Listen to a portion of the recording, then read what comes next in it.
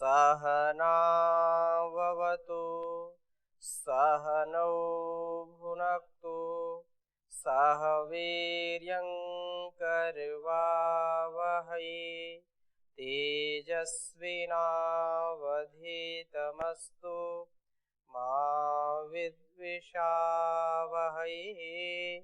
ओम शांति शांति शांति। वैदिक जीवन पद्धति की इस कक्षा में आप सबका हार्दिक स्वागत है, अभिनंदन है।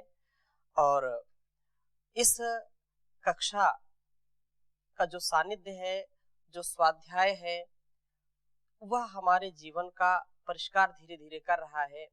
और जब जब हम इसका स्वाध्याय करते हैं तो हमारे रोम रोम में एक बहुत ही स्फूर्ति का, उत्साह का और ऋषियों के प्रति, उस परम पिता परमेश्वर के प्रति कृतज्ञता का भाव उमड़ता है, क्योंकि इतना उपकार के साथ इस उपदेश को ऋषियों ने हमारे लिए किया है, जिसको उन्होंने अपने जीवन में जिया है, उसी का उपदेश किया है।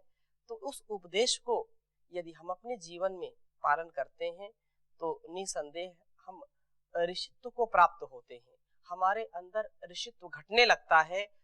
वह ऐसा दिन आता है जब हमको यह महसूस होने लगता है कि वास्तव में जीवन का जो सच्चा सुख है, जो जीवन का सच्चा आनंद है, वो किसमें है। और इस जो है धारणा के साथ हम कभी भी इस पथ से पतित नहीं होने पाते हैं।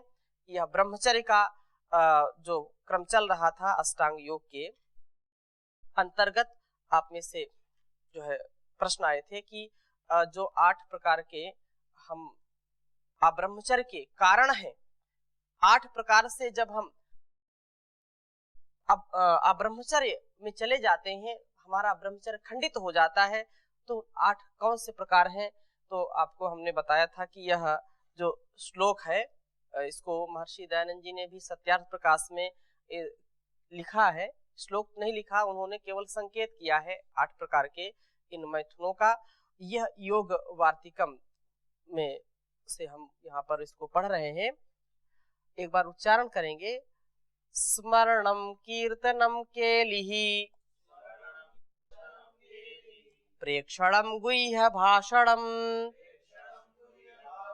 संकल्पोऽध्यवसायश्च क्रिया निर्वृत्तिरेव च एतन्मैथुनमष्टांगम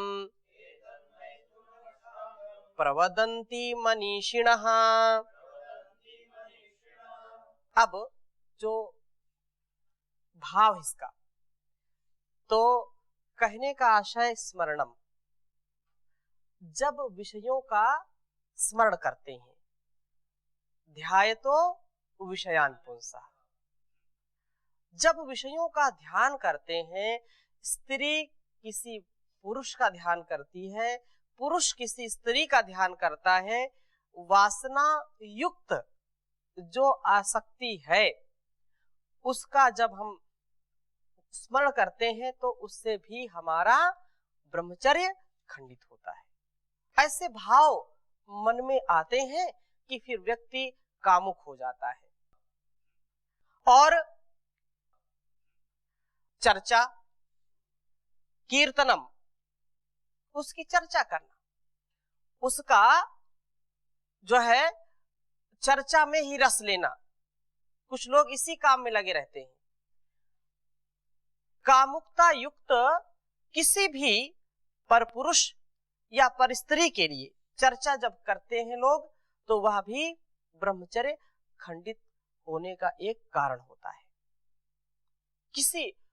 कोई युवक युवती की चर्चा अथवा युवती युवक की चर्चा करती है कामुकता से जो है वशीभूत होकर के, तो वह भी ब्रह्मचर्य को खंडित करने का कारण बनता है। और उनको देखना, दर्शन और स्पर्शन, उनको देखना, छुप छुप करके ऐसे अश्लील चित्रों को देखना, अश्लील दृश्यों को देखना अथवा ऐसे लोगों के निकट रहना जिनसे छुप छुप करके हम उनकी अश्लील हरकतों को देखते हैं, तो उससे भी हमारा ब्रह्मचर्य खंडित होता है। आजकल तो लोग मोबाइल और ऐसे उपकरणों का प्रयोग करते हैं जिससे यह बहुत ही तेजी से बीमारी फैल रही है। तो वो जो देखना है अश्लील दृश्यों को, ये भी ब्रह्मचर्य के जो है खंडित होने का एक बड़ा कारण है। संकल्प करना, उसके प्रति जो है संकल्प करना, निश्चय करना, क्रिया करना, ये जो बातें कि भाई ये चीज मन में आई और उसको पाने की इच्छा, पाने की, भाई ये मन है कहीं ना कहीं ये जाएगा, लेकिन हो सकता है एक तो जाना नहीं चाहिए, यदि चला गया फिर उसके प्रति संकल्प करना, उसकी प्राप्ति की इच्छा करना, निश्चय करना, ये 8 प्रकार के एतन प्रवदंती मनीषिणः, ये जो 8 अंग हैं ये विद्वानों ने बताए हैं, इनसे हमको बचना चाहिए। जी, जैसे योग दर्शन में बताया ब्रह्मचार्य प्रतिष्ठायाम वीर्यलाभ, वीर्यलाभ, तो उपनिषद में बताया है जैसे नियम अनुसार, शास्त्र के नियम अनुसार यदि ऋतुकाल में यदि जो पुरुष स्त्री को प्रसन्न करता है यानी कि सहवास करता है तो उसको भी ब्रह्मचारी की नहीं, उसको वह तो एक उत्तरदायित्व है, एक कर्तव्य है, लेकिन जो ब्रह्मचारी है उसके लिए हमने पीछे श्लोक पढ़ा था, मनसा वाचा कर्मणा, कर्मणा वाचा मनसा, इन चीजों पर ध्यान कभी नहीं देना चाहिए। जैसे ये 8 प्रकार के हम यहाँ पढ़ रहे हैं, समझ रहे हैं, तो एक ब्रह्मचारी के लिए उसका सोचना, उसका देखना, उसका सुनना या उसके विषय में ध्यान करना, ये ब्रह्मचर्य को खंडित करेगा। लेकिन जो गृहस्थ है, एक पतिव्रता है, एक पत्नी व्रता है, वह भी ब्रह्मचर्य युक्त जीवन जीता है। यदि वह संतानोत्पत्ति के लिए अब्रह्मचर्य का पालन करता है, अर्थात संतानोत्पत्ति के लिए यदि उसका ब्रह्मचर्य खंडित होता है, तो ब्रह्मचर्य उस संतानोत्पत्ति का जो कार्य है ये बहुत बड़ा पुण्य है। लेकिन यदि कोई वासना से आसक्त होकर के, केवल भोग विलास में आसक्ति रख करके यदि यह कार्य करता है, अर्थात ब्रह्मचर्य का नाश करता है, तो वह घोर अंधकार में जाता है। वह अपने शरीर को रोगी बनाता है, अपने मन को रोगी बनाता है। इसलिए यदि परिवार में भी पति पत्नी हैं और वह ब्रह्मचर्य युक्त जीवन जीते हैं, ऐसे बहुत ऐसे परिवार हैं कि उन पति पत्नी विवाह हो गया है लेकिन उनका जीवन बहुत ही सधा हुआ है, संतुलित है, संयमित है। ऐसे कई परिवार हैं जिनको हम जानते हैं, परिचित हैं, लेकिन उनका जीवन बहुत ही आध्यात्मिक, और वो संतानोत्पत्ति को भी एक बहुत बड़ा, जैसे ऋषियों ने कहा है, गर्भाधान संस्कार, तो गर्भाधान संस्कार है, वो संस्कार व्यभिचार नहीं होता है। लेकिन यदि कोई संस्कार ना करके अपनी हवस को बुझाना चाहता है तो वह व्यभिचार कहलाता है। उसमें जैसा आपने प्रश्न किया वो गृहस्थियों के लिए है, उसमें कोई दोष नहीं है। तो हम लोग ऐसे समझ सकते हैं खाली प्रिय का वचन नहीं, मनसा भाषा कर्म। बिल्कुल बिल्कुल, ये सत्य है। ब्रह्म में ब्रह्म पूर्वक आचरण करना, ब्रह्म में प्रतिष्ठित होना, ब्रह्म भाव में जीना, ये ब्रह्मचर्य है। वो भी है वहां जो कहा कि ब्रह्मचर्य प्रतिष्ठायाम वीर्यलाभा, तो वीर्यलाभ तात्पर्य क्या है कि हमारे अंदर तेज, ओज, शक्ति और पराक्रम बढ़ता है, उत्साह बढ़ता है।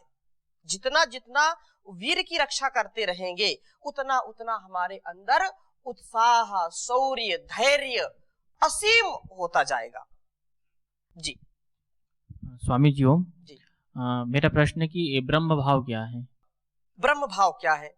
ब्रह्म भाव का तात्पर्य यह है कि जैसा ब्रह्म हमको उपदेश करता है, हमारे अंदर जैसी प्रेरणा देता है, जैसा हम अपने लिए चाहते हैं, आत्मानुकूल आचरण, वेदानुकूल आचरण। क्योंकि जब गुरु उपदेश करता है तो कहते हैं गुरु का प्रिय आचरण हमको करना चाहिए। गुरु वही बात बोलेगा जो वो चाहता है। ऐसा ही जब परमात्मा हमको कोई उपदेश करता है, वेद वाणी का हम जब स्मरण करते हैं तो वेद के अनुकूल अपना जीवन करना, आत्मा जैसी प्रेरणा हमको देती है वैसी प्रेरणा से अपने जीवन को, अपने कर्तव्य को करना, ये ब्रह्म भाव है। अनासक्त भाव से, निष्काम भाव से, निर्लेप होकर के, निर्भार निर्भ्रांत होकर के हम अपने जीवन को जब जीते हैं तो वही जीवन हमारा ब्रह्ममय आचरण हो जाता है, वह जीवन हमारा ब्रह्म काम हो जाता है, निष्काम हो जाता है। ब्रह्म भाव में जी करके हम अपने कर्तव्यों को करते रहें।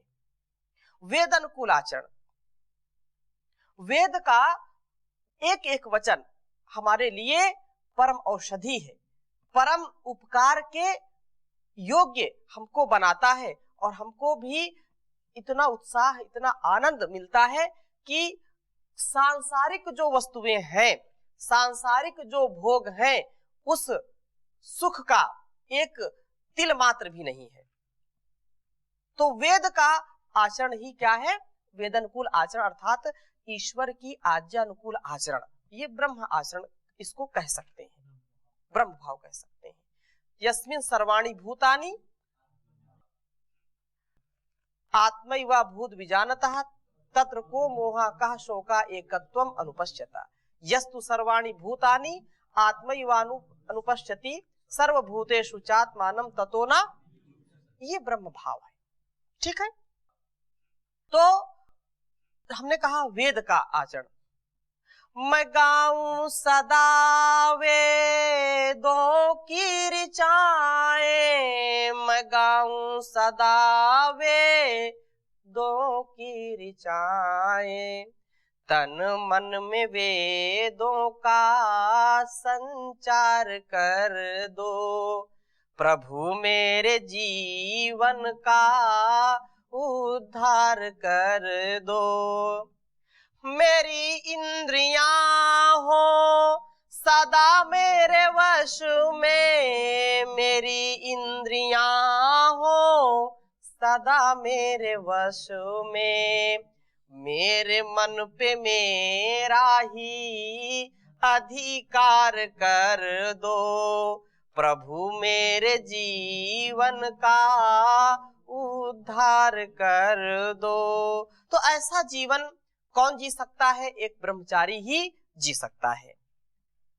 आगे चलें तो यह ब्रह्मचर्य का विशेष महत्व यहाँ पर बतलाया जा रहा है और आगे कह रहे हैं कि ये जो मनुष्य का वीर चित्त के अधीन है और चित्त यदि ठीक है तो कभी हम विचलित नहीं होते हैं। यह जो है विशेष श्लोक है योग सिद्धांत चंद्रिका का। अभी हम वेदों का भी क्या मत है, पूरा सूक्त ही है ब्रह्मचर्य सूक्त, तो इसका भी हम स्वाध्याय करेंगे, परंतु पहले छोटी छोटी बातें जो सरल हैं उस भाव को हम पहले समझें। इसलिए मैं छोटे छोटे श्लोकों को पहले आपके सामने रख रहा हूं ताकि इसके प्रति आपका भाव जागृत हो सके, आप ब्रह्मचर्य क्या है इसको सरल भाषा में समझ सके। तो क्योंकि हमारा जो वेद है वेद ही क्या है, सब सत्य विद्याओं का पुस्तक है। वेद का पढ़ना और पढ़ाना सभी आर्यों का, सभी श्रेष्ठ जनों का परम धर्म है, ये कर्तव्य है हमारा। और यह कर्तव्य हम परम पूज्य स्वामी जी महाराज परम पूज्य आचार्य श्री के पावन आशीर्वाद से, उनके पावन सानिध्य से इसको जो है सुन रहे हैं, वैदिक जीवन पद्धति को समझ रहे हैं, ये हमारे लिए बड़े सौभाग्य की बात है। तो श्लोक लिखेंगे कि यह जो है चित्तायतम निर्णाम शुक्रम, बहुत अच्छी बात कही। चित्तायतम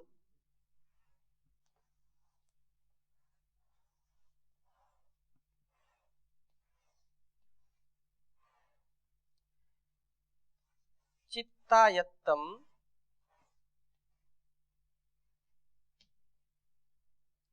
निर्णाम शुक्रम,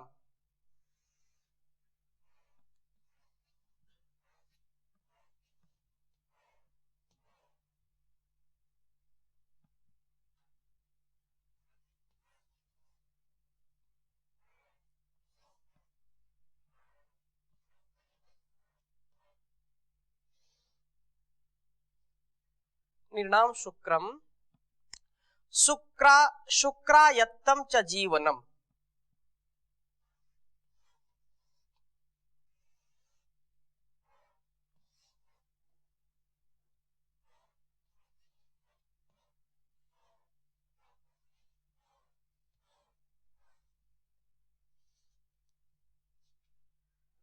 शुक्रायत्तम च जीवनम।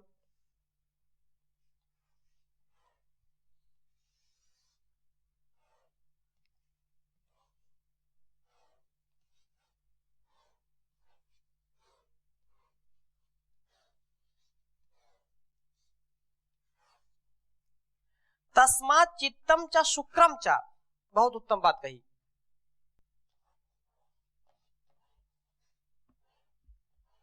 तस्मात् चित्तम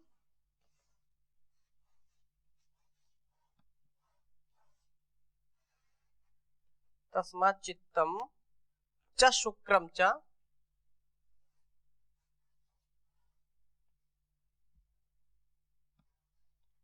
चित्तम च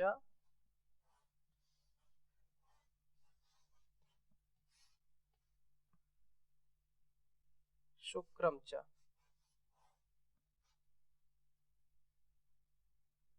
रक्षणीयम प्रयत्नतः,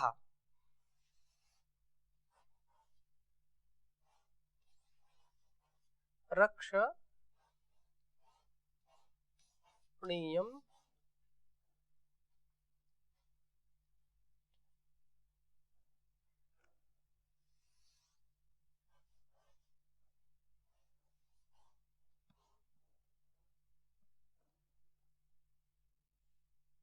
प्रयत्न।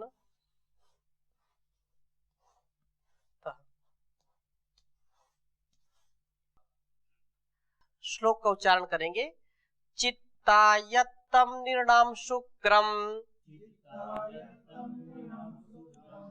शुक्रायत्तम च जीवनम तस्मात् चित्तम च शुक्रम च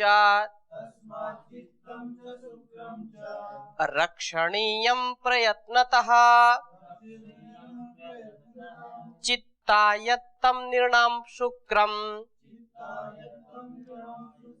शुक्रयत्तम च जीवनम तस्मात् चित्तम च शुक्रम च रक्षणीयम प्रयत्नतः। बहुत ही अनुकरणीय बात है। यह भाव है इस श्लोक का कि जो मनुष्य का वीर्य है, जो मनुष्य का मूल है जीवन का, वह चित्त के अधीन है। जैसा चित्त कार्य करेगा वैसे ही वीर्य का धारण हो पाएगा। यदि हमारा चित्त नियंत्रित नहीं है तो कभी भी हम ब्रह्मचर्य का पालन नहीं कर सकते। और जीवन वीर्य के अधीन है। चित्तायत्तम निर्णाम शुक्रम, ध्यान दीजिए, वीर जो है वो चित्त के अधीन है और जीवन वीर के अधीन है। इसलिए तस्मात् शुक्रम यत्तम च जीवनम, जीवन को यदि चाहते हैं तो हमको वीर की रक्षा करनी चाहिए। यदि जीवन को नहीं चाहते हैं तो जैसा जिए जिए। बहुत पहले जो है कोई पाश्चात्य विद्वान था, उसकी जो है मैंने पुस्तक पढ़ी थी कि किसी गृहस्थी ने उससे पूछा कि मनुष्य को जीवन में जो है कब कब स्त्री से समागम करना चाहिए। तो उसने उत्तर दिया कि जो प्राकृतिक है और संतानोत्पत्ति का जो विधान है केवल तभी करना चाहिए। बोले यदि उसमें मन ना माने तो? बोले फिर कभी आप ऐसा समझें तो कभी वर्ष में या 2-3 वर्ष में कर ले। बोले फिर भी मन ना माने तो? बोले फिर 1 माह में कर ले। अगर 1 माह में मन ना माने तो? बोले फिर जो है अपने सिर पर कफन रख ले। कहने का आशय ये है कि जिसके जीवन में संयम नहीं है, उसको जीवन से प्यार नहीं है, तो उसका जीवन बेकार हो जाएगा।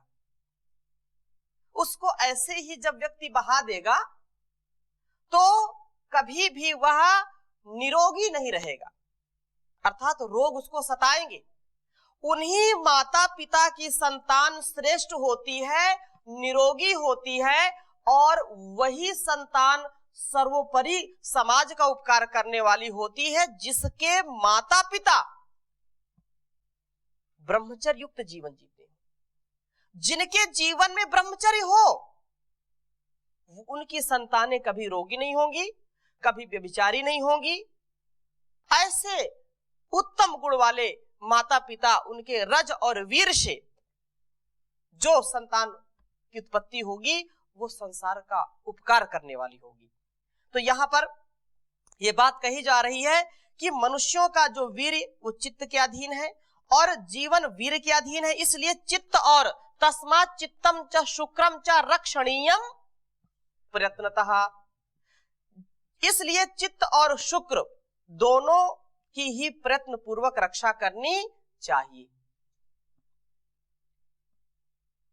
मरणम बिंदु निपातेन, यदि ये एक एक बूंद में जीवन की आरोग्यता छिपी है, एक एक बूंद से रक्षा हमारी होती है। आजकल लोग गलत फहमी फैला रहे हैं, अरे ये कुछ नहीं, ये तो जब ज्यादा हो जाता है तब तो वीर निकलेगा ही निकलेगा। इससे क्या होगा कि युवकों में कोई जो है इसके प्रति जागरूक नहीं होगा। अरे तो ठीक है, स्वाभाविक है। संभोग से समाधि, ऐसे ऐसे कुचक्र भारतीय संस्कृति को नष्ट भ्रष्ट करने के लिए लोगों ने किए हैं। आज जो भारतीय संस्कृति पर कुठाराघात हो रहा है, उनका ये मत है और ये सत्य है कि जिस राष्ट्र का युवक और युवती, जब युवक बोले तो उसमें दोनों आ जाते हैं, जिस राष्ट्र के युवाओं में जैसा सामर्थ्य होगा वैसा राष्ट्र का सामर्थ्य होगा। जिन राष्ट्र में युवा चरित्रवान होंगे, युवा पराक्रमी होंगे, युवा राष्ट्रभक्त होंगे, तो उस राष्ट्र का कोई बाल भी बाका नहीं कर सकता। और इस बात का हमको गौरव होना चाहिए कि पूरी दुनिया में सबसे ज्यादा युवा भारत में है, इसलिए युवाओं का यह राष्ट्र कहलाता है। युवाओं ने ही इस राष्ट्र की दिशा और दशा बदली है। प्राचीन काल से अब तक आप देख लीजिए, किसी बुजुर्ग ने नहीं किया इतना काम जितना युवाओं से इस संसार का भला होता है, उपकार होता है, उतना किसी अन्य से नहीं होता है। तो लोगों ने भारत के युवाओं को उनके चरित्र को नष्ट करने के लिए, उनकी मानसिकता को परिवर्तित करने के लिए बहुत षड्यंत्र किए हैं और अभी खूब षड्यंत्र चल रहे हैं संसार से। क्योंकि भारत के जो युवा अपने बाहुबल, अपने चरित्र बल, अपने आत्मबल से अपना मार्ग प्रशस्त करते थे, तो उनको वीरहीन कर दो, उनको अब्रह्मचर्य में ढकेल दो। जब व्यक्ति अब्रह्मचर्य में गिर जाता है, न उसका आत्मबल बढ़ सकता है, न उसका शरीर बल बढ़ सकता है, उसका चरित्र बल जो है चूर चूर हो जाता है। तो युवाओं को इस बात का ज्ञान होना चाहिए, ध्यान होना चाहिए कि हमारे राष्ट्र के साथ, हमारे साथ क्या हो रहा है। हमारे किसी ऋषियों ने यह नहीं लिखा कि ठीक है, ये तो स्वाभाविक है, इसको करना ही चाहिए। लेकिन आज देखो, आप किसी डॉक्टर के पास जाओ या आप यूट्यूब या अनेक स्थितियों में देखें, खूब चरित्र को बिगाड़ने के लिए खूब सामग्री प्रचुर मात्रा में उपलब्ध मिलेगी, लेकिन चरित्र को बनाने वाली कम चीजें होंगी। यह बहुत बड़ा षड्यंत्र है हमारे साथ। इसलिए परम पूज्य स्वामी जी महाराज ये चाहते हैं कि वेदों की विद्या, वेदों की शिक्षा और भारत के युवाओं को कम से कम इस बात का ज्ञान होना चाहिए कि वास्तव में ब्रह्मचर्य क्या है, वास्तव में हमारी विरासत क्या है, हमारी धरोहर क्या है, हम क्या थे, क्या हो गए। ऋषियों की बात का लोग ठट्ठा उड़ाते हैं। जब से परम पूज्य स्वामी जी महाराज इस राष्ट्र को एक नई दिशा दी है, तब से लोगों का कुछ मन ठीक हो गया है, नहीं तो क्या स्थिति देश की हो जाती अब तक पता नहीं था। इस देश का बहुत कुछ होगा यदि यहाँ के युवक युवतियां चरित्रवान हो जाएं। ये देश महान तभी बनेगा जब यहाँ की युवक युवतियां महान बनेंगी, चरित्रवान बनेंगी। उनके माता पिता का ये परम कर्तव्य है कि अपने माता पिता से वह सीखें, माता पिता उनकी ऐसी परवरिश करें, ऐसा लालन पालन करें कि कभी भी वे अब ब्रह्मचर्य का सपने में भी विचार ना करें, सपने में भी कभी वह ब्रह्मचर्य को खंडित ना करें। ये विचार कहां से आएगा? ज्ञान से आएगा, संस्कार से आएगा, चित्त से आएगा। चित्त की शुद्धि परम आवश्यक है। जितना जितना चित्त शुद्ध होता जाएगा, उतना उतना ब्रह्मचर्य पालन करने में हमारा सामर्थ्य बढ़ता जाएगा। यदि चित्त ठीक नहीं है तो निश्चित रूप से हमको कोई बचा नहीं सकता है। अगली कक्षा में पुनः इसकी चर्चा करेंगे। ओम शांति शांति शांति।